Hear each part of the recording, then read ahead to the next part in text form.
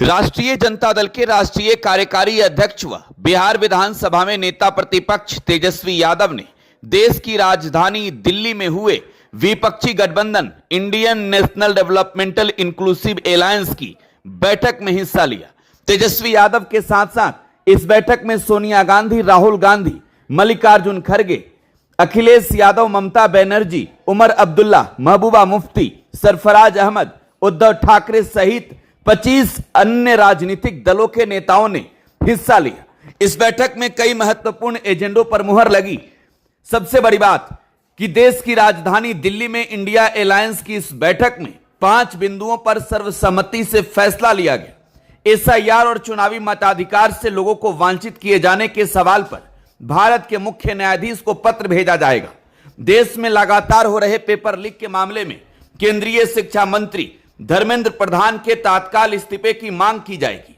केंद्र सरकार को बिगड़ती आर्थिक स्थिति पर चर्चा के लिए तत्काल एक सर्वदलीय बैठक बुलानी चाहिए, जिसमें महंगाई, बेरोजगारी, कृषि संकट जैसे अन्य मुद्दे शामिल हैं जो देश की जनता को बुरी तरीके से प्रभावित कर रहे हैं। चौथी बात यह रही कि इंडिया गठबंधन के दल हर 2 महीने में एक बार बैठक करेंगे। अगली बैठक अगस्त में हैदराबाद में होगी, जिसकी तारीख जल्द ही तय की जाएगी। 5वीं बड़ी बात, संसद के मॉनसून सत्र के दौरान गठबंधन के दल संसद में नेता प्रतिपक्ष के कार्यालय में प्रतिदिन समन्वय बैठक करेंगे।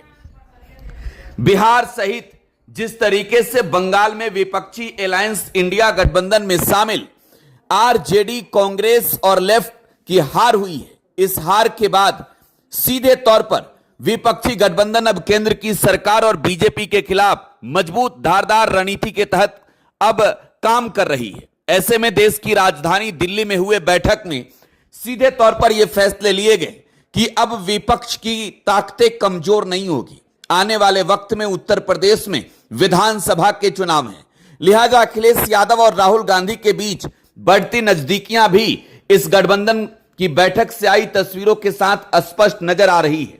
इंडिया गठबंधन के नेताओं ने विपक्षी दलों की एकता मजबूत करने और भाजपा का मुकाबला करने के लिए नई रणनीति पर अब जोर दिया है।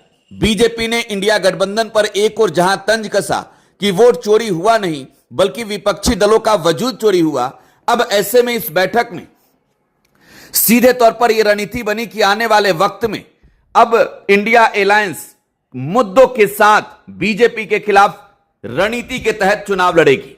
अब जाहिर सी बात है कि देश के कई राज्यों में चुनाव अब आने वाली तारीखों में होने वाले हैं। ऐसे में सबसे बड़ा राज्य उत्तर प्रदेश है।